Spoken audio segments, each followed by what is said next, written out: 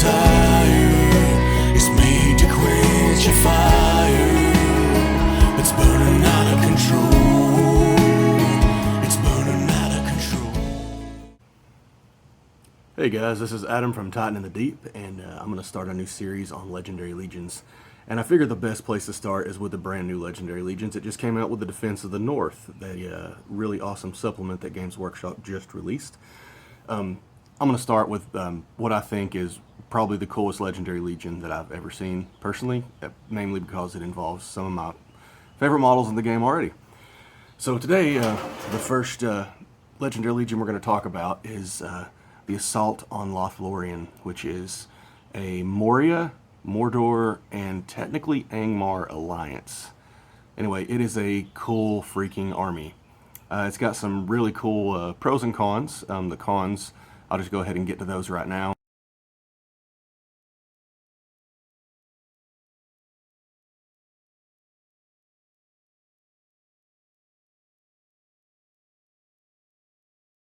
A lot of people are immediately going to get turned off on it by that. But I think the army actually makes up for it very well with all of the really cool rules that it has. Speaking of which, let's go ahead and get into those. First off, the additional rules for this Assault on Lothlorien Legendary Legion are pretty cool. It says an Assault on Lothlorien force must always include Musger, which is the new Mordor Orc Shaman, and at least one named Goblin hero model. So you got to have two, so it's basically it's taxes. You know, you got to have Musger from Mordor, and then you have to take either Ashraq or Druzag from Moria. Which it's not terrible, because both of those models are really cool. Anyway, the second additional rule is only Orc hero models may lead Orc warriors, and only Goblin hero models may lead Goblin models. That makes sense. Same thing as, was it Cirith Ungol, when you have Shagrat and, what's the other guy? I can't think of it. Was it Gorbag? They can only lead Uruk-hai and Orcs, respectively. Anyway, the third rule is Spider models may only be included in war bands led by Druzag and Ashraq, which that's typical from Moria anyway, if you know the Moria list at all. And the fourth one is, in this Legendary Legion, Musger, Druzag, and Ashraq are heroes of valor. So they go from leading 12 troops to 15 troops. And Shamans are heroes of fortitude rather than minor heroes. You have access to 2 of the Shamans in here also. Anyway, these are the other special rules for this Legendary Legion, which make it absolutely awesome. I freaking love this Legendary Legion. This is going to be like my new army. I'm just going to go ahead and tell you now. Whenever I start doing some battle reports, when I get back to Nashville soon, I'm on tour right now in Florida, by the way. If you hadn't noticed, all the palm trees and everything in the background. I'm in Pensacola, which is in the panhandle of Florida. I'm really close to the Alabama state line. Anyway, so on to the special rules from this Legendary Legion Assault on Lothlorien. Cover of Darkness. Any battle featuring this Legendary Legion takes place at night. As such, due to the reduced visibility, models cannot be targeted by shooting, magical powers, or special abilities over 12 inches away. However, as it is much harder to avoid a shot in the dark, all shooting attacks gain a bonus of +1 when rolling to wound. Siege engines may still target enemy models more than 12 inches away. However, in this situation, they will only ever hit on a roll of a 6. Models with the Cave Dweller special rule can see as normal. That is huge. Alright, so the second special rule for the Legendary Legion is Ruthless Savagery. Friendly Orc and Goblin models, that's all friendly Orc and Goblin models, including heroes, gain a +1 to wound in a fight in which the opposing model is outnumbered. Note that supporting models do not count for either side for the purpose of this rule. So if you got a spear or a pike, that doesn't work. There's no pikes available in this entire force, so it's just spears. Okay, the third rule of the special rules is Dark Magics. Friendly models may re-roll any number of d6 when making casting rolls. That's pretty awesome in a list with one of Mordor's new really cool casters and then 2 phenomenal casters from Ashraq and Druzag. They're not phenomenal by themselves, but with the war bands that you can put together with them, they are pretty freaking nasty. The last special rule for this Legendary Legion is Venomback Spiders. If your force contains Ashraq, then all giant spiders in your force can be upgraded to venom-back spiders for free.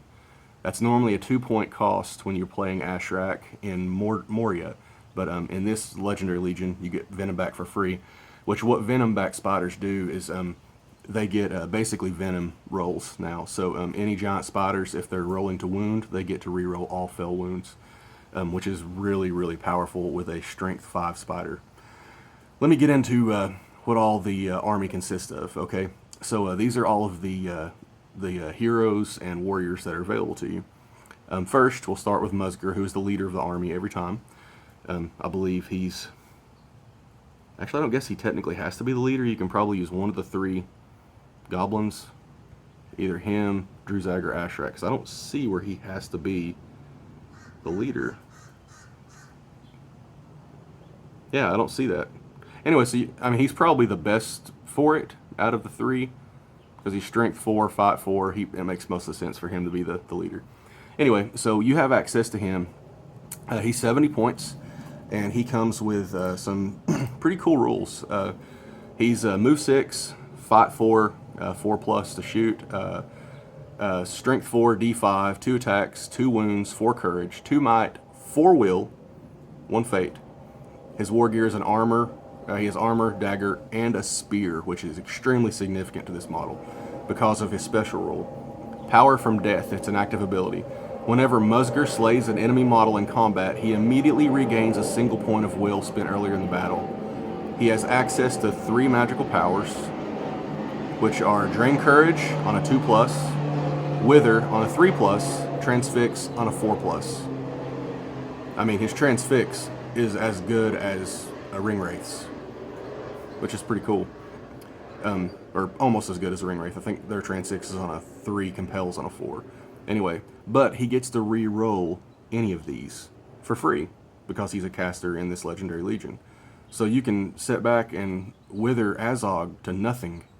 Absolutely nothing. I mean, you can wither a dragon to nothing.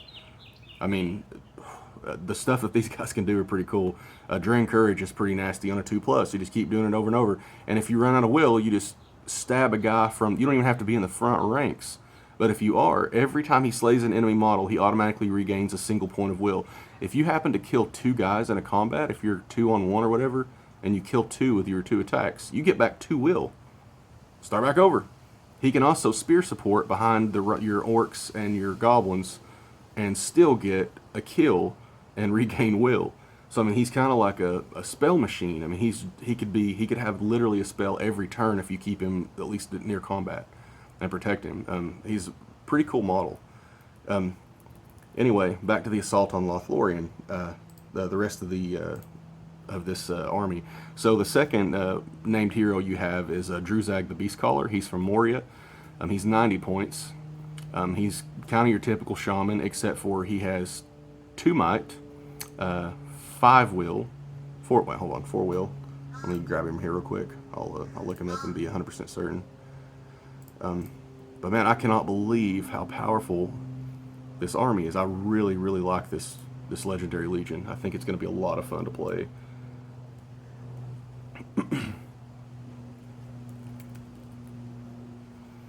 Alright, Druzag, yeah, he's move 5, fight 3, strength 3, defense 4, 1 attack, 2 wounds, 4 courage, 2 might, 5 will, 2 fate.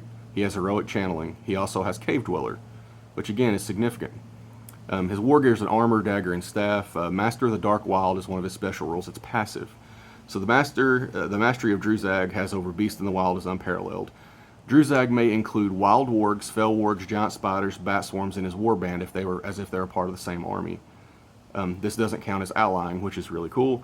Also, each bat, warg, and spider model within 12 inches of Druzag gains his courage value instead of their own. His Fury magical power, which he has 2, he has Fury Beasts, basically, which includes bats, spiders, and wargs, and he has Enrage Beast, which he can also cast on any of the same. And his Fury also covers him too, which is kind of cool. And his Fury also covers obviously those beasts. So he's a really, really strong model in this particular army here. So the other Moria shaman you have access to is Ashraq, and he is move 5, fight 2, 5 plus hit, strength 3, defense 4, 1 attack, 2 wounds, 4 courage. He has 1 might, 4 will, 1 fate. He has heroic channeling as well. He has armor and a 2-handed staff. He's not the greatest fighter or anything. He's also a cave dweller, which again is significant for some other stuff that we'll get to in a minute. So his special abilities are all 3 passive. The first is Death Touch. Any wounds that this model takes or are put on him, so basically any model that wounds or is wounded by Ashraq in a fight must roll a d6. On a 4+, they suffer the effects of Paralyze, which is what your Borrow Whites get from Angmar, and is extremely powerful and deadly, so heroes are going to be really careful about coming after him. He also has Poison Blood. Ashraq may include giant spiders in his warband as if they were part of the same army list. This does not count as allying. Additionally, any giant spiders in your force may be upgraded to Venom Back for 2 points. Venom Back spiders gain the Venom special rule, but we already talked about this. They get it for free if he's in the Legendary Legion. So your 20-point giant spiders are just 20 points, and they're Venom Back. They're fight 4, strength 5, defense 3, 2 attacks, 2 wounds, 2 courage, maybe 3 courage. I don't know. And then they have Venom. And they also have swift movement, so they can move over any terrain unimpeded unless they have to jump or they have to go through water. So, I mean, they're absolutely awesome models. Alright, but what's great about him is he has 2 magical powers. Also he has Spiderkin. I'm sorry, this is his 3rd special rule. It's passive as well. Only spider models may benefit from Ashraq's Stand Fast or heroic actions. Additionally, Ashraq may only target spider models with his Shroud of Shadows magical power, which he has 2. Shroud of Shadows goes off on a 4+, and Fury Spider goes off on a 3+. So you essentially have Fury on 2 different heroes, or really 3, because I mean, your 2. Your spiders will get Fury from Ashraq or Druzag if you call it on either of them. And again, they get rerolls. Shroud of Shadows on a 4+ is pretty cool. Shroud of Shadows essentially gives your spiders the Ring Bearer's effect. So if they're invisible, they can't be charged unless somebody takes a courage test from a distance of an inch away or further. They have all those rules. You can find that rule in the Rules of Army, the Rules of the Game, basically, book. Anyway, so those are your 3 named heroes. You also have access to a Wild Ward Chieftain, which is from Angmar. Used to be in Moria years ago, but the Wild Ward Chieftain is 80 points, and I love the Wild Ward Chieftain so much. He's I use him in my Angmar list. I'm going to try to find him real quick. I'll tell you his stats. Oh, here he is. So he's 80 points. He's a hero of Fortitude, so he can lead 12 troops. He has Claws and Teeth as his war gear. He's fight 5, move 10, 5+ to shoot, but he's not going to be throwing or shooting anything. Strength 6, D5, 3 attacks, 3 wounds, 4 courage, 2 might, 2 will, 1 fate. That was a Blue Angel. I'm right next to the Blue Angel Navy base. Anyway, he has access to Heroic March and Heroic Strength, and he also has Terror, and his 1 special rule is Pack Lord. Only friendly Warg models may benefit from his Stand Fast and Heroic actions, which is fine because you're going to throw a bunch of Wild Wargs in his warband, and that's what he's going to do. He's your objective grabbers. He is your flanker. These guys are basically, I call them fur missiles. I don't know, I probably should get that patented or something, or get on a t-shirt. Especially when you use Druzag's Enraged Beast on him, because he goes from fight 5 to fight 7. This is just with the standard, not channeled. So he goes from fight 5 to fight 7, strength 6 to 8. Then he goes from 3 attacks to 5, and his courage goes from 4 to 6. That dude is going to slam into almost anything that can't strike and tear it to pieces. I mean, because that is bananas how strong that thing is. Anyway, I love the Wild Ward Chieftain. I use him in place of if it's a lower model count or a lower points game in Angmar, I use him a lot in combo with either 1 or 2 Wraiths or with the Borrow Whites, because he can just slam in like a cave troll. I mean, he hits as hard as a cave troll, and he has might, and he can move further. They're really, really strong models. Anyway, that's your other hero. I'm not going to call it your named hero because you can have multiples, but you have access to regular orc captains, which that you can have. They are 40 points each. They can have a warg for 10, or a bow or a shield for 5 and 5 respectively. Same thing with Moria Goblin Captains. They are 35 points base, 5 points for an orc bow, 5 points for a shield. Simple way to get two marches out of your guys. They'll hit everything in their march within 6 inches. You also have access to 2 shamans, which is 2 generic shamans. You have the orc shaman, which are no longer minor heroes. Remember, they are heroes of fortitude now, so they can lead 12 troops. So your orc shamans, 50 points, 10 points for a warg on them. They get their transfix and their fury orcs. And then also you have the Moria Goblin Shaman for 45 points. He doesn't have any extra stuff you can toss on him, unless you like upgrade his weapon, by giving him a 2-handed something else. Anyway, so your Moria Goblin Shaman will become a hero of fortitude as well. And then, he gets his typical Fury Moria Goblin and Transfix on a 5+. But again, they get to reroll as well because of the special rule Dark Magics, which is kind of awesome. These are all of the models you have access to in this Legendary Legion. You have Giant Spiders, which Ashraq and Druzag can both use in their warbands. You also have Wild Wargs, which I know you can get in Druzag's and the Wild Warg Chieftains groups. And I'm not sure about the others, because, it doesn't really say one way or another. I don't know. But I know you can put Wild Wargs in those 2 warbands, which you would definitely have a number of them. Especially to be able to use with Druzag's special ability, his Fury, or Enraged Beast, I'm sorry. Well, here's the other warriors you have access to, which is a lot for a Legendary Legion. This is really unusual. So you have Orc Warriors. They're 5 points base, 25 for a banner. An orc bow, a shield, a spear, or a 2-handed weapon are all 1 point each. However combo you get with those, that's that. You also have Warg Riders. They're 11 points base, 25 for a banner. And you can have an orc bow, a shield, or throwing spears for 1/1/1. An orc tracker for 5. If you put them on a warg for 7, so it jumps up to 12. Then you have Moria Goblin Warriors. They're 4 points base, 1 point for a bow, a shield, or a spear. Either one, or any of the 3, or a combination of whatever. Then you have Warg Marauders. They're 30 points. They're the crazy special cav that Moria has. It's the only access they have to cavalry. They're pretty cool models. I'm not going to get into all the special rules for them, because most anybody that's seen this game has probably seen a Warg Marauder. If you haven't, it's a pretty cool model. Just look it up in the Moria list. It's a incredibly powerful model. It's got basically 1 base attack. But it can get up to 4 base attacks if you are charging non-cav, basically, with it. Then it has terror, and it has a bunch of other weird little rules that if the goblin on the back, there's 3 goblins on the back of a warg. One of them has a shield, 2 of them have a bow. You can still shoot with the 2 goblins with the bows after you've moved the full 10 inches for the warg. They only hit on 6s, but again, there's a bunch of wonky rules with it. I would definitely recommend checking it out. They are probably one of the best anti-cavalry models I've seen that I play with anyway. I love them, man. Like, they're perfect. I've taken out Rivendell Knights with them, no problem. Because, they wound Rivendell Knights on 5s, which is kind of awesome. And you're getting probably 3 attacks to their 1 unless they're around a banner, which is really awesome. Anyway, so the Marauders are in this. Bat Swarms are also available, which is just bananas. But you need it because you don't have access to Heroic Strike. So Bat Swarms are 35 points. But the thing that I still cannot believe that they gave to this Legendary Legion, considering the special rules, is the whole reason I even made this video and why I'm going to play this list.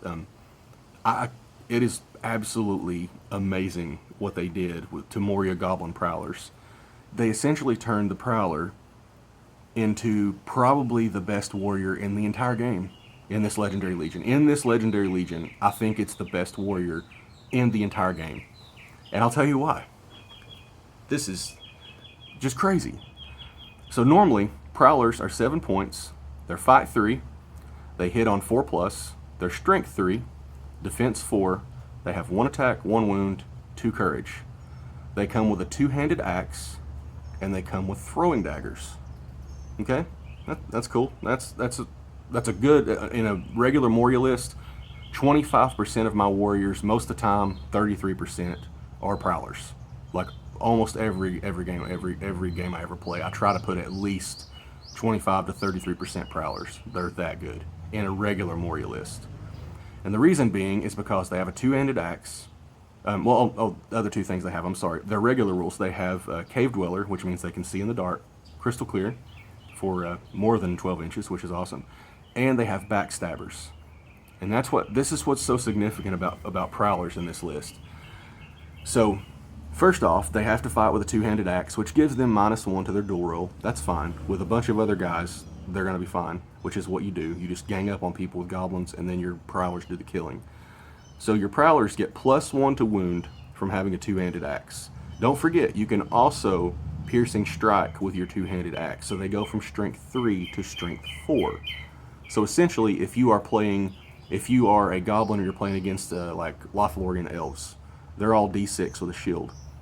If you piercing strike with your Prowler, you go from strength 3 to strength 4. So instead of wounding on 6s with your strength 3, you are now wounding on 5s with your strength 4.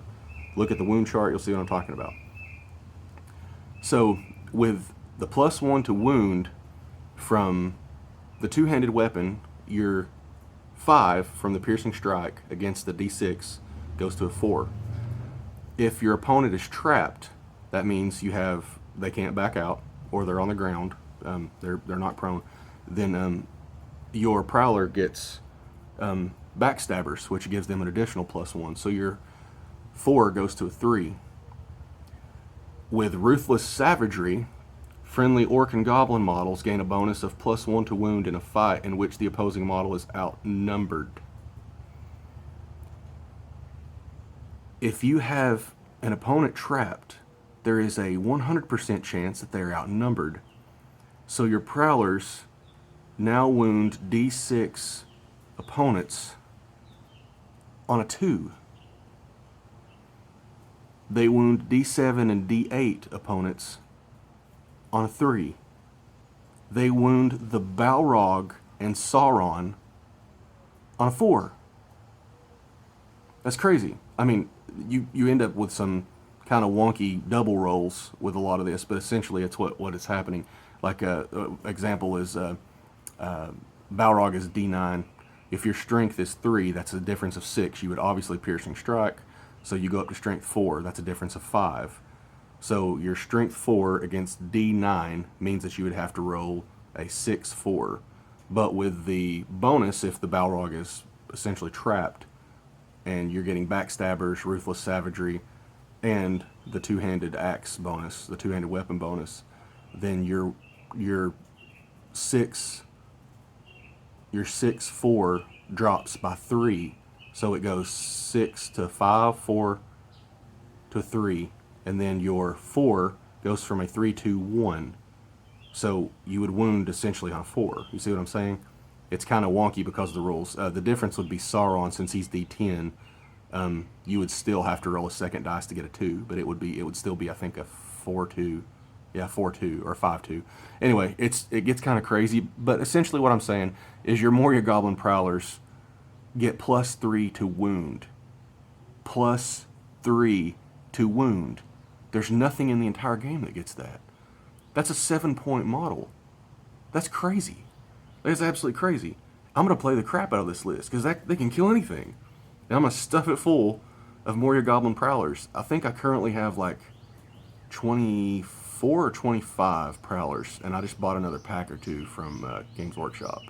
So I'm literally going to run like this list, and a 500-point list with this army is terrifying. Like it's scary. I think this is viable from 300 to about 800 points. I think at about 800 points, you're going to start seeing multiple big heroes that can strike. So if you run into like Aragorn and Gandalf, you're going to have a little trouble. If you run into multiple ring wraiths, you might run into trouble.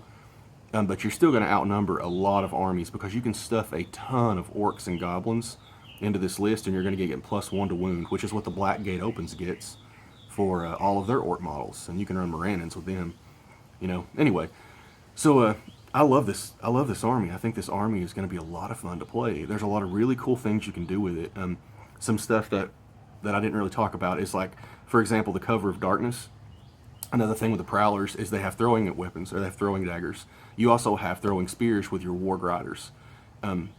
Since they have the Cover of Darkness rule, all of their throwing weapons get +1 to wound. So now your prowlers, their strength 3 throwing daggers are going to be wounding D6 models, D7 models on 5s. D5s, they're going to be wounding on 4s. D4 or 5, they're going to be wounding models on 4s. So you can just absolutely shred low defense armies with this army. I mean, I think this army could do some major damage to like Return of the King. I don't think Return of the King could beat this list in a lot of things because they have absolutely no shooting whatsoever. You're going to sit back and just unload on them. Even your goblin bows are even more effective in this because they still have an 18-inch range. Your orc bows have an 18-inch range. Well, your orcs wouldn't, but your goblins do because they have cave dweller. They can see past the 12 inches. So you're going to get at least 1 round of free shooting before your opponent can even shoot back at you. And then your strength 2 bows are getting that bonus to wound. So you're getting at least one full round to be able to hit your opponents from a distance with a better with crappy goblin shooting, but still, it's an advantage because of the cover of darkness. You can't be targeted by more than 12 inches away. There's so many cool things about this. Another cool thing about this is Druzag. He's going to be able to use Enraged Beast on the Wild Ward Chieftain, which is going to be one of your killers. Your Wild Ward Chieftain is going to be terrifying in this list because he can turn into I called a fur rocket earlier with the Enraged Beast, and he's going to be really nasty. And then there's just so much cool stuff you can do in this. One of the things I like about it, little cheeky thing with Druzag is if your Warg Riders or your Marauders end up getting, they lose their riders, they can take Druzag's, they'll get his courage value. So like if your Warg Riders get dismounted and your Wargs are sticking around, if they're within a foot of Druzag, they get courage 4. So when you're rolling their courage check to see if they stick around, there's a huge chance they're going to because they're courage 4 now, unless they're sitting around something that has Harbinger or Ancient Evil. So I mean, there's a lot of really cool stuff in this list. I think it's going to be really fun to play. I think it's got, there's a number of things you look for when you're looking for a competitive army. You're looking for a strong leader. They don't necessarily have that, but they have a lot of strength in the army itself. Musger is not terrible as a leader. He's not great, but he's not terrible. You can kill stuff with him because he has strength 4. He's not going to probably do very well in contests of champions, but you have so many cool combat tricks that you could probably kill your opponent's leader with just a bunch of shrouded spiders and enraged spiders. I mean, there's a lot of cool stuff you'd be able to do to be able to get to them and probably kill them off. You'd have to be really smart about it, but you have that. You've got a lot of killing power in this list. Again, Prowlers are wounding stuff on +3 if it's trapped, which again is just insane. I mean, they're wounding defense 9s on 4s. It's a 7-point model. This model can literally wound a Balrog on a 4. The only other thing that can do that in the game is strength 9. I mean, it's really, really incredible what they're going to be able to do, what you're going to be able to do with this list. But it has access to banners, which is awesome. That's another big competitive thing. You got numbers. I mean, you can load this list out with numbers. I always go by the 100 to 5 point rule. So for every 100 points, you should have roughly 5 models in a standard list. If you're running a horde, you want 1.5 models for every 100 points. If you're running an elite army, you want probably more like 3 to 4 models per 100 points. So that's kind of what we're looking at here, man. This is just a great army. You can really, really get some bulk. You can get a lot of numbers in this. I think I did like a 500 point list and got like 48 models in it, I think, and that's with all 3 goblin hero, or the 2 goblin heroes and the orc hero. Like I got and quite a bit of stuff in it. I think I ended up with 5 giant spiders, maybe 6 wild wargs. There was a lot of really good stuff in it, and a bass swarm. There's just, I just really like this Legendary Legion. If you can think of any other cool stuff you can do in it, definitely let me know. I think it's an awesome army. I'm gonna try to do the other 5 Legendary Legions from Defense in the North really soon, and just get some discussion started about it. I think it's gonna be a lot of fun. I think the meta for a lot of places is gonna change because of these 6 Legendary Legions. We'll get on to the Bjornlings. We'll get on to the Mirkwood Alliance with Mordor. That's gonna be a fun one to talk about. There's some really cool stuff, and then obviously everybody's talked about the Easterling one. We'll get to that one too, but Anyway, thanks for hanging out today. I hope you guys have a fantastic evening. And yeah, I'm going to get back to Nashville soon and hopefully get some more games in and put up some battle reports on the channel. But I'd love to hear your thoughts on these new legions, especially the Assault on Lothlorien. Hope you guys have a fantastic evening or day, wherever it is, wherever you're at. God bless, and this is Titan in the Deep. I'm out.